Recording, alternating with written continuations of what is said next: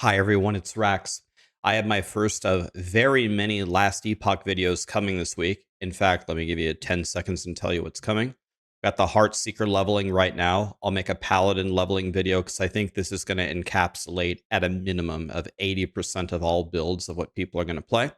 I'll make a guide on how to speed run the campaign and get through it quickly. I'm going to make a positive video on why I think Last Epoch would be a great game for people to try. And then after the season launches, I will update my universal filter. I'll make a Heartseeker Endgame guide, and I'll make a new crafting guide at a minimum. So 7 guides are coming for you.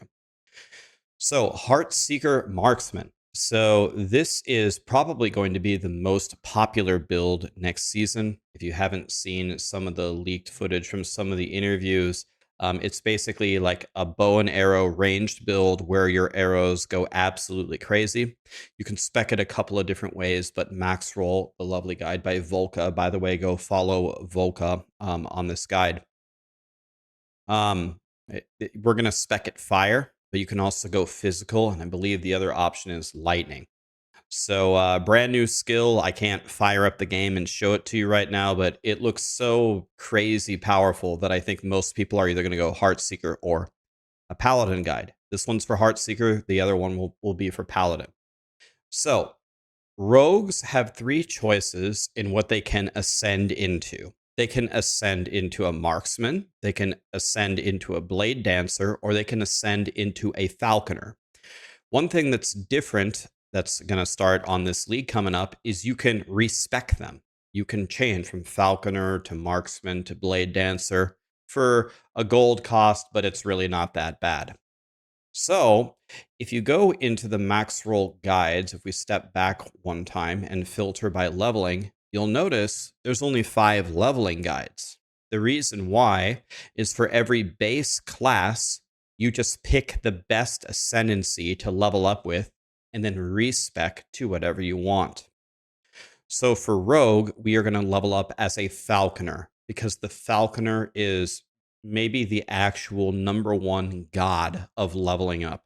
This is the build that I know the best. This is the build that I have my best speed run time on. My current best time for getting all idols and passives online is 1 hour and 44 minutes.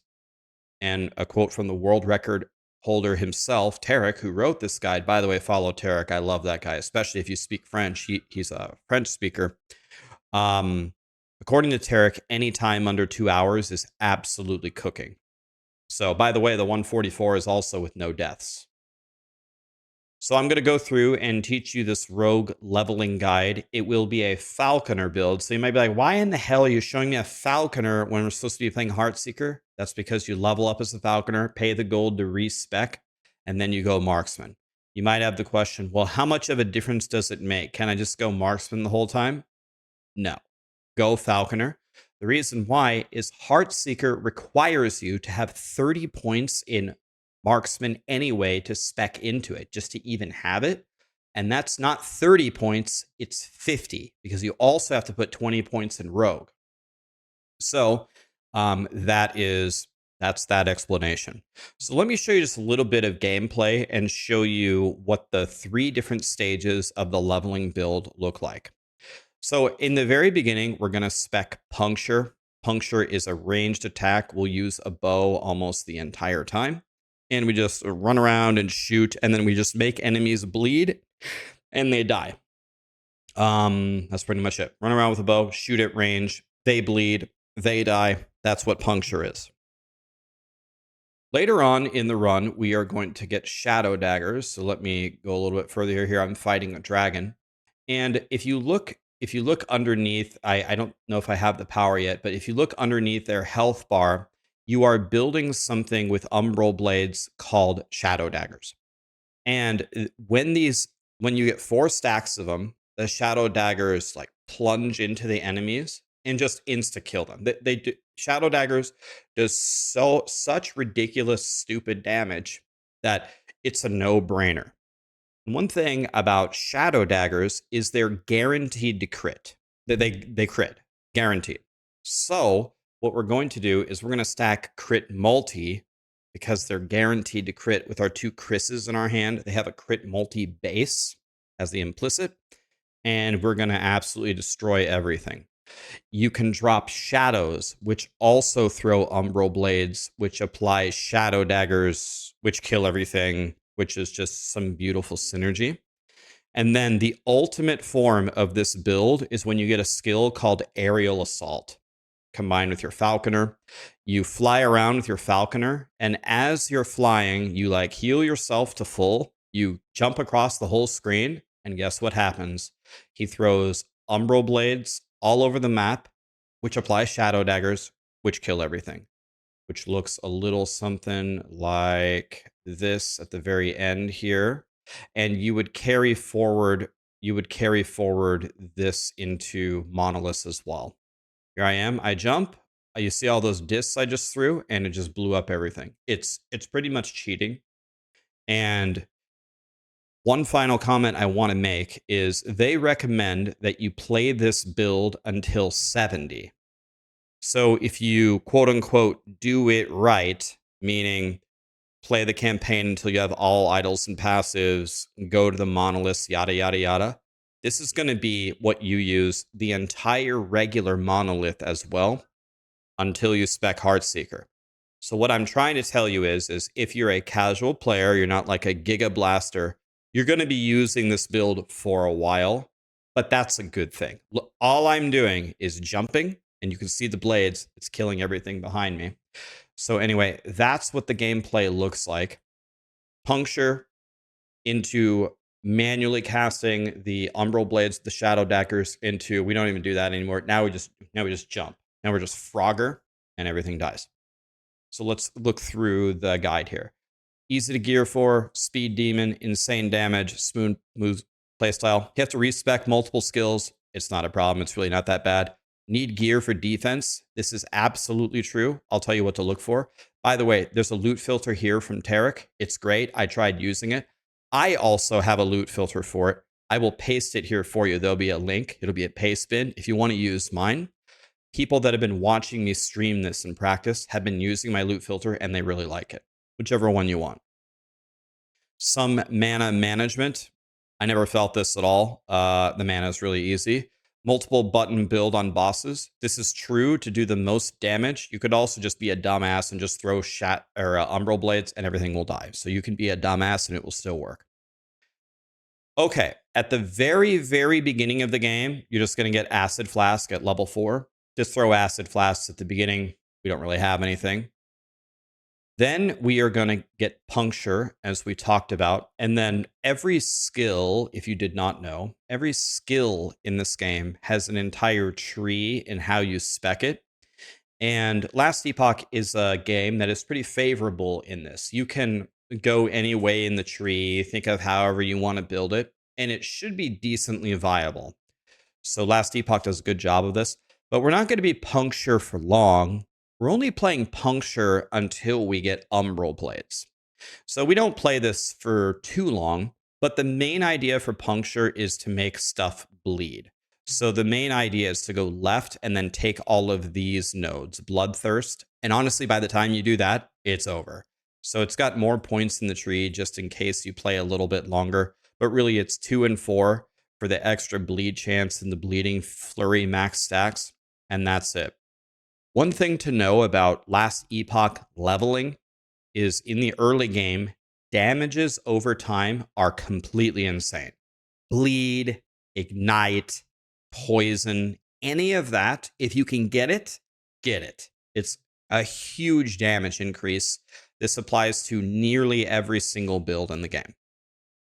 And then we take Shift. Shift is our movement ability. And so the basic idea here is we take cooldown and mana efficiency. We get a movement speed buff. We create a shadow.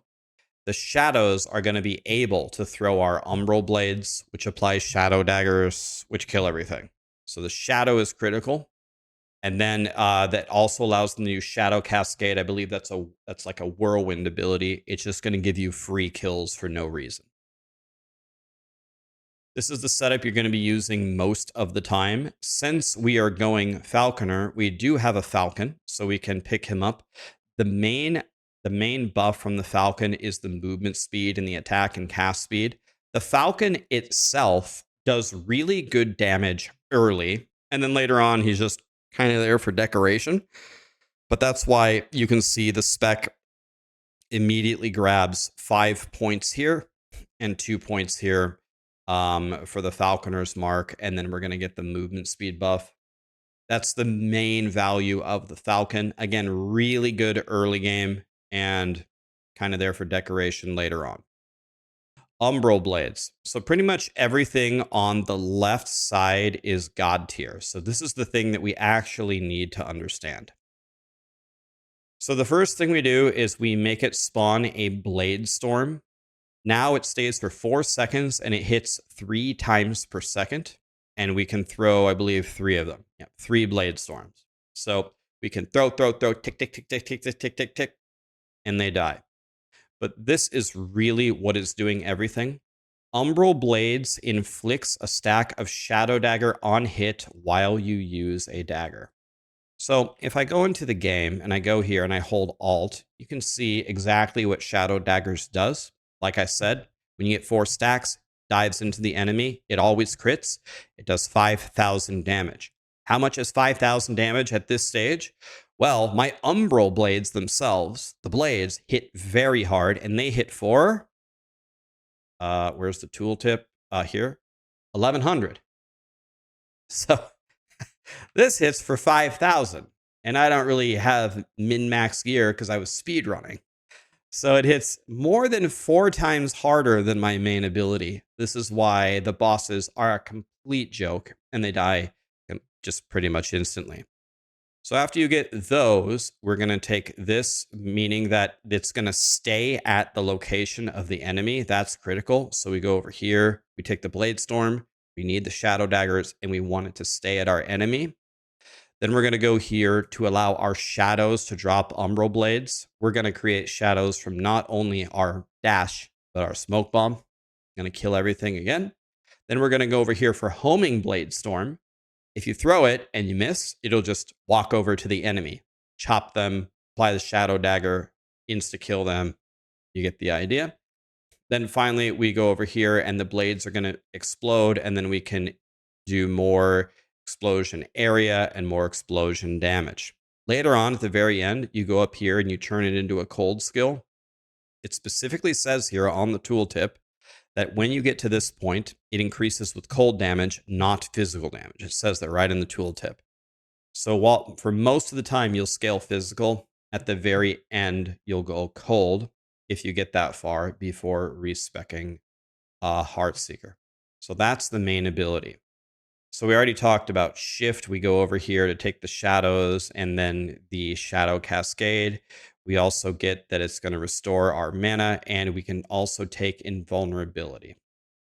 Smoke bomb is going to help us do a lot of damage if we can stay within the smoke bomb. So if I go into Last Epoch and I walk over here into a zone real quick, I'll show you what you want to do and what you don't want to do. So smoke bomb is mostly an ability on bosses. You already do hilarious, overwhelming damage to bosses. But if you really want to one-shot them, here's what you don't do. You don't, by the way, I guess I can just show you here some Umbral Blades in action here. Where you going, buddy? Wait, are you scared or what? What you don't want to do is fight the boss, lay a smoke bomb, and then run out of it. Don't do that. You want to try to stay within your smoke bomb. You see it creating shadows and they're throwing the Umbral Blades. If you stay in it, you'll do a lot more damage. So what I like to do is I engage a boss and I wait for him to do some big attack, whatever. Okay, I'm fighting. Oh, he does some big attack. Dash. Why didn't my dash work? And then we bomb and then dodge within the smoke bomb itself, and you will get this buff for smoke blades. And there's a different buff. Look at here. It is this one. Melee damage. Yeah, smoke blades. Melee damage up 20, throwing damage up 20. If you stay within the smoke bomb and dodge within here, you'll do a lot more damage as you murder them. So stay within it, dance within it. So walk to the boss, bait an attack, then bomb, shadow dagger, umbral blade, dodge, dodge, dodge. Then the moment they do something else to you, we go over here and do it again. Bomb and stay within it. If you do that even close to correctly, every boss in the campaign, I think, can die in certainly less than 5 seconds. And that's it. It's real easy. Okay, now let's talk about the passive tree. Again, I could sit here and go through every single node and tell you the progression. I'm just going to tell you the high level ideas. So the first thing we have to do is we have to put 20 points into rogue. You have to before you can like move away. So the first thing we're going to do is take the attack speed and the plus physical damage. While we have puncture, this is going to give us a significant damage increase. Then we're going to take 5 points in agility for the haste on hit chance. Haste is obviously very good for multiple reasons for leveling up. And then we get more damage for all the movement speed that we have. Just encourages us to stack movement speed. This node is required, so you could dual wield while you use your Umbral Blades. So you need to take this node at this point. It would be a big mistake not to. And then the sapping strikes, if you use a skill that costs 0 mana, this heals you. I think this really only applies while you're playing puncture, but that's really the only time you're going to need help anyway. You could take the time to try to respec out of it later, but it's really not worth it until you get another 0 cost skill. So then we move forward, and you have 2 choices here. You can go straight into Blade Dancer, which I think is definitely the right way to do it. And we put 5 points here for more melee damage, attack damage, and you see if you put 5 points in it, you get an 8% movement speed buff. That's God tier.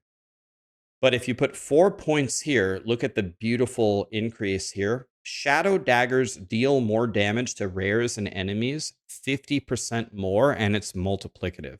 That's unbelievable. So believe it or not, I actually don't take these 9 points first. And you might be wondering, how in the world could you skip these? Because these look so absolutely godly. The reason why I don't do that is in order to get aerial assault, the move where you literally jump and everything dies in one hit, you have to put 30 points into this tree. So you don't get it until like here. And if you go the 9 points here, while it makes the campaign way, way easier, you won't have aerial assault for Act 7, which will lower your Act 7 time for sure. So what I do is I do this setup first, then I go grab this. But I think for most players, it's just better to do what's in the guide. So I would grab these 9 first, then go here. But you will not have aerial assault in the campaign with this order, which is fine. You'll have it the moment that you go, pretty much the moment that you go to monoliths, which is pretty much when you need it anyway. Okay, so we already explained what we're doing in the rogue tree. We already explained, then we go into the Blade Dancer tree for this node for the movement speed, and then of course the 4 points for the shadow daggers. Now when we're going over here, we have another chance to get haste, more damage with haste. We're going to buff the Falcon a little bit. This is absolutely beautiful, plus 80 health. I can't explain to you how strong that is in the campaign. We're going to get to defenses here in a second. Health and physical res are better than like everything in the game. So we are going to make sure that we take this. Here we have more throwing damage and attack speed. It's going to help our Umbral Blades, and the Falcon is going to get a little bit of damage. Again, the Falcon is good early, not so great late. This gives us plus throwing damage. That's huge. And a buff to our Falcon. Coordinated Fate is going to give us Silver Shroud on ability use. Now, this one is very important to understand. So when you have, if you read this, it's ability left to right. So when you use a certain ability, you're going to gain this buff. So if you have aerial assault, if you put it in 3, then this would have to be a 3 to make this work. That's the button you're going to be spamming all the time. So you want this to be coordinated, I believe, with aerial assault, because that's the button that you press the most, because silver shrouds are extremely, extremely good. So it's you dodge the next hit that you would receive, and you consume all stacks of Silver Shroud to get 100 ward per stack. So don't put one in here and think you're good if the aerial assault isn't in the first slot or your dash or whatever, then it's not giving you much value. Then we go over here, increase damage with one-handers, and then we just kind of move through the tree to just kind of scale our damage here into the monoliths. Remember, even though this build is godly in the endgame and there is an entire endgame guide, about at this time is when you'll respec Marksman to go Heartseeker, which is what I expect most people to do. If you want to stick with this build, at this point you would transition to the endgame guide, and I believe there is an endgame guide on Maxroll. But that's how the passives work and why we do certain things. So it's 20 in Rogue, then it's first 8 in Blade, or 9 in Blade Dancer to get the 4 points here for the multiplicative Shadow Dancer increase. And then we just make our way, make sure that you use spec coordinated fate correctly, mostly just to get more damage here. And then the Falcon and the dive bombs are now instant casts, are going to help us at the very end. Real quickly, I think I'm getting ahead of myself here. I forgot to explain this skill, Smoke Bomb. Well, I kind of explained it in game. When you go here, you have 100% shadow chance. It's pretty much everything here on the left is the mega value. If you stay in, you get melee and throwing damage, and you just make it last longer. Bait a boss's ability, dodge it, Smoke Bomb, dodge within the Smoke Bomb, throw Shadow Dagger or throw Umbral Blades. It's dead. It's over. The final setup is similar. We go aerial assault. All the value of aerial assault is pretty much in the top, which is why you'll see it go to the top in the beginning. Well, let's see here. Umbral Blades get thrown. Umbral Blades get thrown here, and then here they apply Armor Shred, which shreds our armor. We do physical damage, and they get murdered. Then here it's just increased damage and cooldown recovery speed. Believe they go down here for haste and frenzy duration, which is nice, but we get pretty much all of the value really right here. We jump, it throws the Umbral Blades, everything dies, it shreds armor. Eventually we max the damage right here. It's complete and utter destruction. And then we have Dive Bomb here. Dive Bomb used to be like the greatest build ever, and I think they nerfed it a little bit, but we will use Dive Bomb here while we can. So we're going to go here, and if the Falcon lands inside your Smoke Bomb, the smoke area lasts longer, so you can take advantage of Smoke Bomb on bosses. We already talked about why that's godly with the increased damage and with the shadows that they're throwing. And then Dive Bomb does more damage. And then finally here we get Talon Blades, and then we have increased critical strike chance. We don't really care about that because Shadow Dagger is always crit. We care about the crit multi. It's the crit multi. The crit chance helps us with other things. The main thing that does all of our damage is still the Shadow Daggers. You're going to get Dive Bomb really, really, really late, and that's fine. So you're not going to use this too much unless you stick with the build into the end game. All right. Let's talk about gear. By the way, I haven't done one of these leveling guides in a while. I'd love to hear what you guys think. Like, I'm trying to go fast, but I'm also trying to explain everything. Am I explaining too much or not enough? I feel like I'm talking a lot. That's why I'm getting a little self-conscious here. Okay. What are you going to do when you first start? Again, the main thing to understand about the early game is damages over time are stupidly good. So bleed, ignite, poison. So I bet you, yep, look at this weapon. Ignite and bleed are crazy good. Damage over time paired with those things, crazy good. If you can get flat melee damage, like plus 10 melee damage, really good. Physical damage. Any good old two-hander is fine. And then later on, we're going to get a bow and a quiver. Anything that is logical. Anything that makes the bow do more damage.